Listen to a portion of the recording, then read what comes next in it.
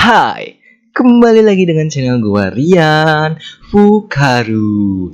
Kali ini gua mau memberikan sedikit pengalaman selama menggunakan HP Poco F2 Pro ini. Yang jelas ini diambil dari pengalaman gue ya guys. Sebelum itu, jangan lupa like and subscribe. Nah, jika sudah, langsung saja kita masuk ke pembahasannya. Spesifikasi singkat. Dia memiliki Super AMOLED 6,67 inci, chipset Snapdragon 865 dan GPU Adreno 650. Tak perlu diragukan lagi ya guys. Mungkin itu aja sih. Sisanya kalian pasti tahu lah ya. Soal kayak kamera dan yang lain-lain. Jadi di sini saya cuma mau berbagi pengalaman, bukan review HP-nya. Karena sudah pasti banyak yang melakukan review untuk HP flagship killer ini.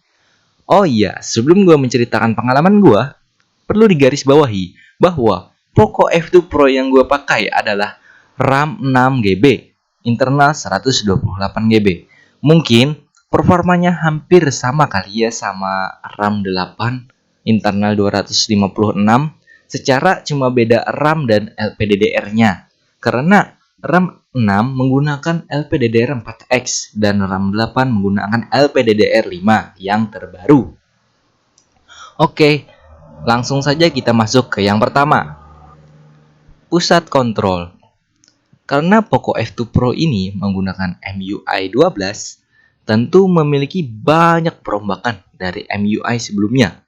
Salah satunya yaitu pusat kontrol yang seperti iPhone. Namun kita juga bisa menyeting kembali sih ke tampilan pusat kontrol seperti Android yang lain. Namun, jujur gue lebih suka memakai pusat kontrol yang terbaru karena keren aja gitu. Kalau kita usap pojok kanan atas, dia akan menampilkan menu kontrol. Sedangkan jika kita mengusap pojok kiri atau tengah, dia akan melihat notifikasi. iPhone banget ya kesannya. Bobot. Waktu pertama kali memegang HP ini, gue sih agak asing ya. Karena HP gue sebelumnya adalah Xiaomi Redmi 5 Plus. Kentang sekali ya. Yang awalnya megang HP ringan sekitar 180 graman lah. Sekarang memegang HP yang lumayan berat sekitar 220 gram. Saya tidak menyarankan untuk dibawa jogging sambil dipegang karena mungkin saja bisa terjatuh. Sayang sekali. Dan kalau udah terbiasa, jadi ya agak biasa sih kayak HP-HP lainnya pada umumnya. Bug. Nah, ada beberapa isu mengenai bug di Poco F2 Pro. Sampai ada yang bilang Grantin. Tapi gue tidak pernah menemui itu sih. Atau gue aja yang belum tahu caranya. Soalnya menurut gue sih ya, aman-aman aja soal layar HP-nya. Tapi, ada tapinya nih. Mungkin gue aja yang nemu bug ini atau gimana. Atau HP gue aja yang cacat pembelian. Gue juga gak tahu. Tapi, yang pasti saat kita bermain FB dan melakukan pengetikan menggunakan keyboard, seolah-olah layarnya berkedip per sekian detik. Mungkin di kamera tidak terlihat jelas, tapi di sini saya melihatnya. Agak sedikit mengganggu sih. Bagaimana dengan punya kalian? Aman? Yang keempat, performa baterai. Soal baterai, jangan ditanya ya. Kalau gua dipakai seharian, bisa tahan seharian. Untuk pemakaian yang terlalu over seperti saya, main game tanpa henti lumayan bikin mata jadi capek sih. Maksudnya dalam arti lama dan per 30 menitnya paling menghabiskan 5-8% saja. Saat bermain game ditambah dia sudah support fast charger. Waduh, gak ada obat sih, ngecharge ditinggal boker. Sama mandi juga udah penuh lagi. Untuk pengalaman ngecharge, gue biasanya dari 30% ke 100% cuma perlu waktu kurang lebih 1 jam. Mungkin kurang atau lebih. Soalnya nggak terasa, tiba-tiba aja penuh gitu. Apa gila sih ini, apalagi dulu gue pakai HP low end, berasa banget cuy. Performa gaming, jangan ditanya bos. Semua game dilibas rata kanan. Oke, di sini gue main beberapa game buat percobaan. Dan game ini yang gue mainin. Game pertama, ML atau Mobile Legends. Di sini sayangnya belum dapat grafik sangat tinggi karena chipsetnya baru ya. Menurut gua sih wajar, masih belum terdeteksi oleh Muntun.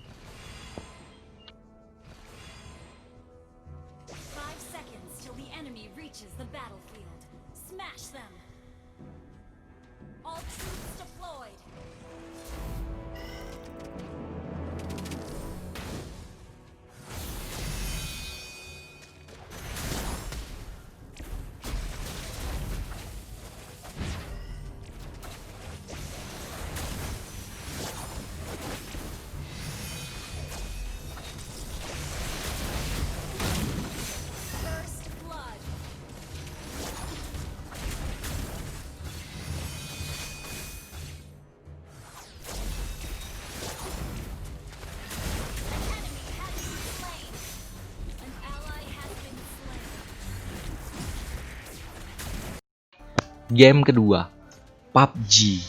Yap, di sini juga belum terbuka untuk Ultra HD, namun terbuka HDR Extreme. Gila sih ini.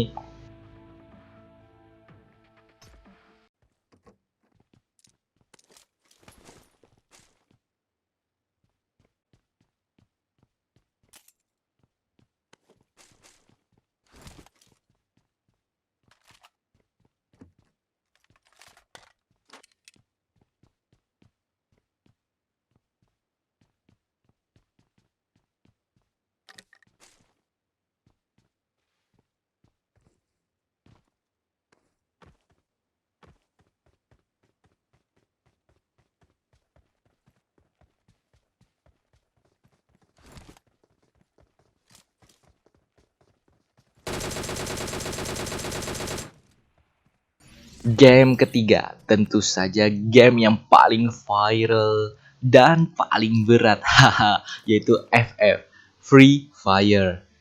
Untuk Free Fire sudah rata kanan ya sob, karena yang lain sudah 60 fps. Jelas, FF ini juga dapat 60 fps.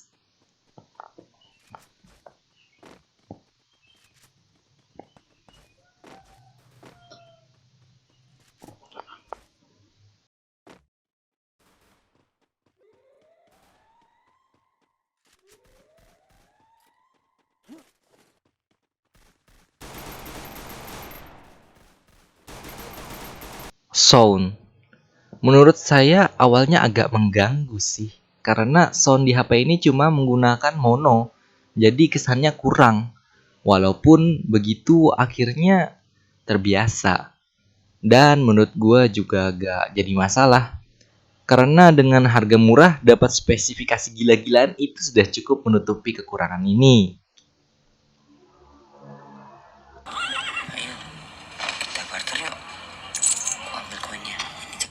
Kamera. Untuk kamera mungkin jangan ditanya. Yang pasti lebih bagus dari Redmi 5 Plus ke dulu. Jadi menurutku sih masih bagus. Walau kata orang-orang kameranya kurang maksimal, tapi menurut gua udah bagus-bagus banget. Ini beberapa contoh foto dari pemotretan Poco F2 Pro.